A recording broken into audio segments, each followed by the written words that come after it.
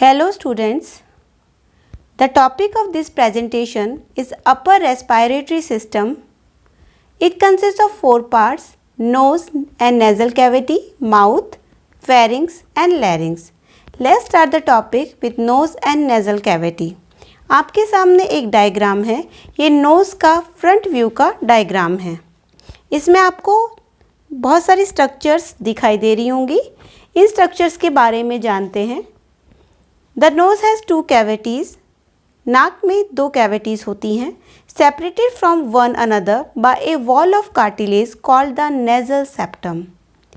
नाक की या नोज़ की दोनों कैविटीज़ एक कार्टिलेज की बनी वॉल से सेपरेटेड रहती हैं, जिसे सेप्टम कहते हैं। The external openings are known as nostril. External opening जिसके थ्रू एयर एंटर करती है उसे नॉस्ट्रिल्स कहा जाता है। There are three elevations running generally from front to rear called a nasal concha or turbinate. नाक के अंदर तीन एलिवेशंस मिलते हैं जिन्हें टर्बिनेट कहा जाता है। आपको इस डायग्राम के अंदर नॉस्ट्रिल, नेजल सेप्टम और टर्बिनेट क्लियरली नज़र आ रहे होंगे। The respiratory area is lined with a moist mucous membrane with fine hair-like projections known as cilia. Respiratory area वाला पार्ट एक म्यूकस मेम्ब्रेन से लाइंड रहता है, यानी लाइंड अप रहता है। उसकी लाइनिंग है म्यूकस मेम्ब्रेन, और ये म्यूकस मेम्ब्रेन म्यूकस को सिक्रेट करती है और इस म्यूकस मेम्ब्रेन पर हेयर लाइक प्रोजेक्शंस मिलते हैं जिन्हें नेजल सीलिया कहा जाता है। Nasal cilia and mucus help to trap particles of dust, carbon, bacteria and debris. Nasal cilia और म्यूकस मिलकर जितना भी एयर के अंदर डस्ट होता है, कार्बन होता है, बैक्टीरिया या अदर डेब्रीज होती हैं, उन सबको ट्रैप करती हैं और एयर को प्यूरिफाई करती हैं। Sinus cavities are located in the bony skull on both sides of the nose. Sinus cavities आपको दोनों साइड, नोज़ के दोनों साइड्स में नज़र आ रही होंगी। ये बोनी स्कल में लोकेटेड होती हैं। The posterior part of the nasal cavity opens in nasopharynx. Nasal cavity का पोस्टीरियर पार्ट नेजोफेरिंक्स में ओपन होता है। आपके सामने एक डायग्राम है जो नेजल कैविटी का डायग्राम है। इस डायग्राम में आपको दिख रहा होगा कि नेजल कैविटी नॉस्ट्रिल से शुरू होकर नेजोफेरिंक्स तक ख़त्म हो रही है। नेजल कैविटी का जो फ्लोर है वो ओरल कैविटी की रूफ है। पैलेंटाइन बोन होती है जिसे पैलेट भी कहा जाता है। ये नेजल कैविटी का फ्लोर बनाती है और ओरल कैविटी का रूफ बनाती है। नेजल कैविटी नेजोफेरिंक्स के थ्रू सीधा जाती है ट्रैकिया में, यानी नेजल कैविटी से जो एयर है वो नेजोफेरिंक्स से होती हुई सीधा ट्रैकिया में एंटर करती है। ये डायग्राम था नेजल कैविटी का। Hope nose and nasal cavity की स्ट्रक्चर आपको समझ आ गई होगी। तीन टर्बिनेट भी, ये लेटरल व्यू है नेजल कैविटी का, तो तीन टर्बिनेट भी आपको नज़र आ रहे होंगे जो फ्रंट व्यू में भी नज़र आ रहे थे और इसमें भी नज़र आ रहे हैं, जिन्हें नेजल क्रॉन्चा या टर्बिनेट्स कहा जाता है। हमारा जो सेकंड ऑर्गन है जो कि मिलता है अपर रेस्पिरेटरी सिस्टम में, दैट इज़ माउथ। माउथ एक सेकेंडरी ऑर्गन है रेस्पिरेटरी सिस्टम का। इसका मेन फंक्शन डाइजेस्टिव पार्ट है, यानी डाइजेस्टिव सिस्टम का ये मेन पार्ट है और इसका main function intake of food होता है।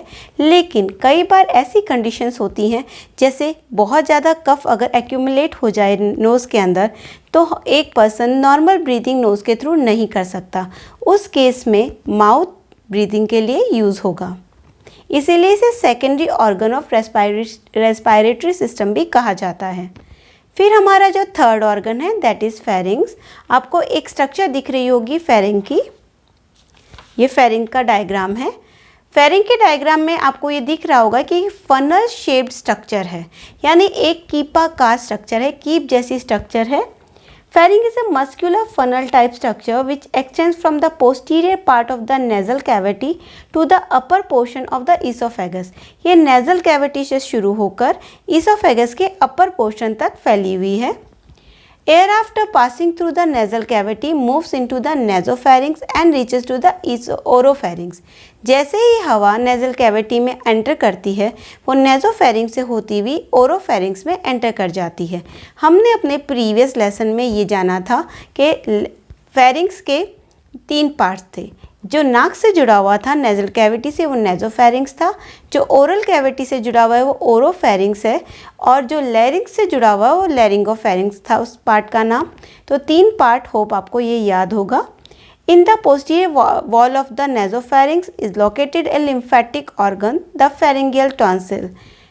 Nasopharynx की posterior wall में एक lymphatic organ located होता है जिसे pharyngeal tonsil कहा जाता है। Air from the nasal cavities flow into the larynx and the food from the oral cavity is routed to the esophagus directly behind the larynx. आप इस डायग्राम में देख सकते हो ईसोफेगस और ट्रैकिया बिल्कुल साथ साथ हैं। जब भी हम सांस लेते हैं तो एयर लैरिंक्स के थ्रू लैरिंक्स से होती हुई सीधी ट्रैकिया में एंटर करती है, और जब हम खाना खाते हैं तो ओरल कैविटी से खाना सीधा ईसोफेगस में एंटर करता है जो कि लैरिंक्स के पीछे है। तो इस पासेस को कौन कंट्रोल करता है, क्योंकि हो सकता है कि हमारा खाना हमारी ट्रैकिया में फंस जाए। इस चीज़ के लिए कंट्रोल के लिए एक एपिग्लोटिस फ्लैप मिलता है। द एपिग्लोटिस एक कार्टिलेजिनियस फ्लैप होता है, लीफ शेप्स फ्लैप होता है। इसका फंक्शन होता है एक लिड, एक ढक्कन की तरह कार्य करना। The act of swelling control the traffic of air and food. ये एक लैरिंक्स के लिड की तरह, ढक्कन की तरह काम कर रहा है, और जब हम खाने को निगलते हैं उस समय ये एयर और फूड के ट्रैफिक को कंट्रोल करता है। यहाँ तक आपको फेरिंक्स वाला पार्ट समझ आ गया होगा।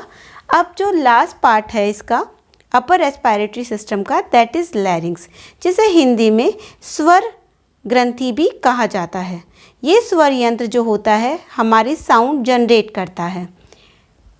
Larynx is a small structure which connects the laryngopharynx and the trachea. ये बहुत छोटी स्ट्रक्चर है जो laryngopharynx और trachea को कनेक्ट करती है। It is made up of 9 types of cartilages. ये 9 टाइप की कार्टिलेज से बनी होती है। During food engulfing, epiglottis act as a covering of the larynx and prevents the food to the enter in the larynx.